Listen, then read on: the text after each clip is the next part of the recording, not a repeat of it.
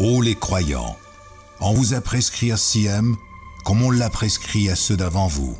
Ainsi atteindrez-vous la piété.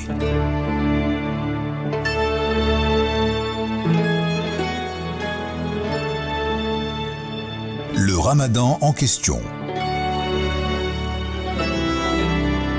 Avec Khaled El-Joumaili et Dr Shawq El-Azhar.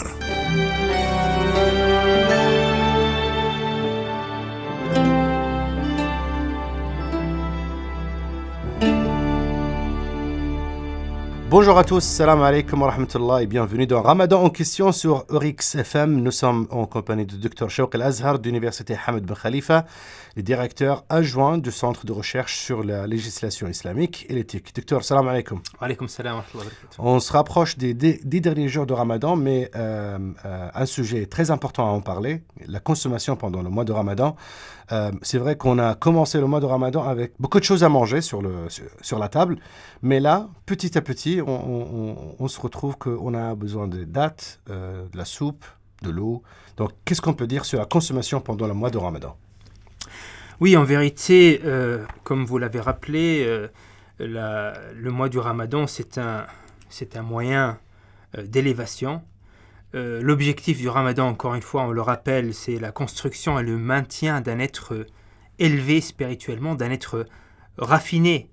Et encore une fois, le prophète nous l'a rappelé à plusieurs reprises que le but, ce n'est pas de s'abstenir de manger simplement. Il nous dit par exemple, celui qui ne laisse pas le mensonge, sa mise en pratique et la sottise, Allah n'a pas besoin qu'il laisse sa nourriture et sa boisson. Et dans un autre hadith, le jeûne n'est pas de laisser sa nourriture et la boisson, mais de laisser les futilités et les choses obscènes. Et parmi ces choses auxquelles il faut résister pendant le mois du Ramadan, c'est le gaspillage. Et malheureusement, aujourd'hui, on assiste à une certaine commercialisation de la vie religieuse au sein des musulmans ou dans les autres religions. On voit que, par exemple, Noël a été petit à petit transformé en un énorme événement de vente et de consommation. Et on peut craindre quelque chose de similaire pour le Ramadan. On voit que des entreprises offrent des réductions, incitent en fait les gens à acheter, à consommer pendant le Ramadan. Donc ils utilisent le Ramadan comme moyen de marketing. Et on voit que beaucoup de gens, beaucoup de musulmans vont consommer plus, manger plus pendant le mois du Ramadan. Donc là où le Ramadan est censé être une résistance, il devient un nouveau moyen d'aliénation. Et donc effectivement, il serait peut-être bon d'éteindre le jeûne à nos dépendances consuméristes et ainsi de résister à la marketisation du Ramadan. Qu'est-ce qu'il dit le prophète Mohammed par rapport au gaspillage ? Bien sûr, le gaspillage, c'est quelque chose, l'israf, qui revient souvent dans les textes religieux, aussi bien dans le Coran que dans la tradition prophétique. Et le prophète nous a mis en garde contre le gaspillage dans toutes ses manifestations, même s'il s'agit de gaspiller l'eau alors qu'on est auprès d'une rivière. Donc le gaspillage est qualifié par un attribut du diable. Le Coran nous dit « ceux qui gaspillent sont les frères des démons ». Donc c'est quelque chose effectivement auquel il faut résister. Le but, encore une fois, le Ramadan nous apprend à être équilibré dans tout, spirituellement, physiquement, dans notre consommation, dans notre rapport à la nourriture, à ce qu'on achète, à ce qu'on consomme et à la manière dont on va traiter aussi l'environnement autour de nous. Très bien. Allah subhanahu wa ta'ala aussi dit وَكُلُوا وَاشْرَبُوا وَلَا تُسْرِفُوا إِنَّهُ لَا يُحِبُّ الْمُسْرِفِينَ. Effectivement, donc il faut manger et boire avec modération et ne pas gaspiller. Et encore une fois, ça revient à cette fonction qui est celle de l'être humain, qui est de garder la balance, de garder l'équilibre dans tout.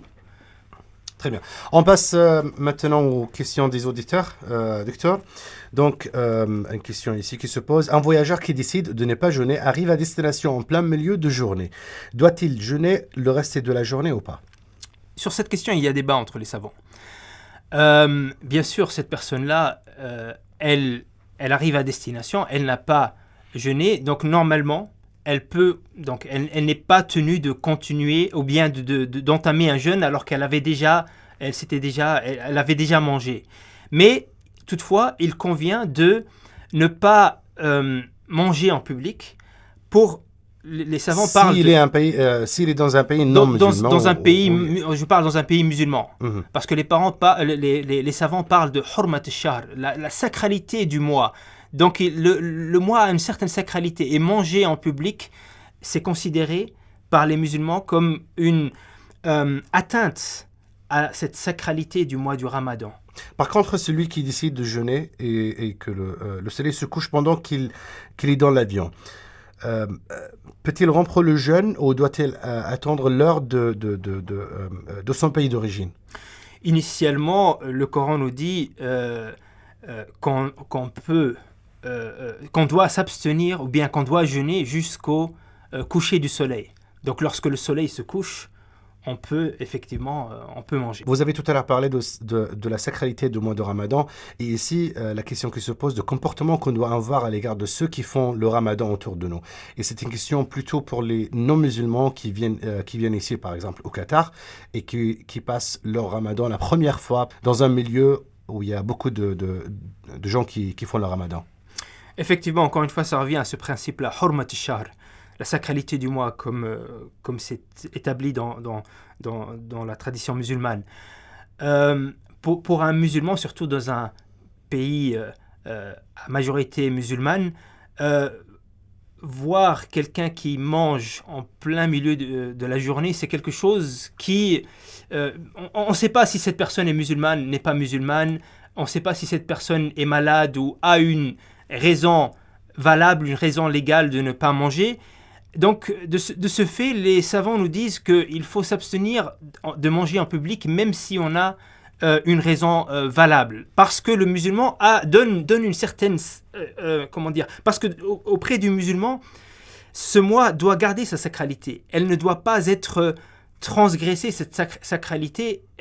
Et donc, de ce fait, même ceux qui ont une raison légale ou une raison valable de manger, eh bien, doivent respecter ceux qui jeûnent. Très bien. Docteur, donc, on se rapproche de la fin de cette émission. Merci beaucoup d'avoir été avec nous. Merci à vous aussi, chers auditeurs, de nous avoir suivis. Vous pouvez toujours participer à l'émission en nous envoyant vos questions par SMS au 92 147 ou bien à travers nos réseaux sociaux. Merci beaucoup et à dimanche.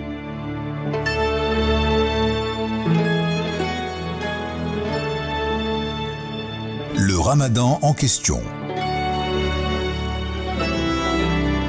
Avec Khaled El Joumeili et Dr Shawqi El Azhar.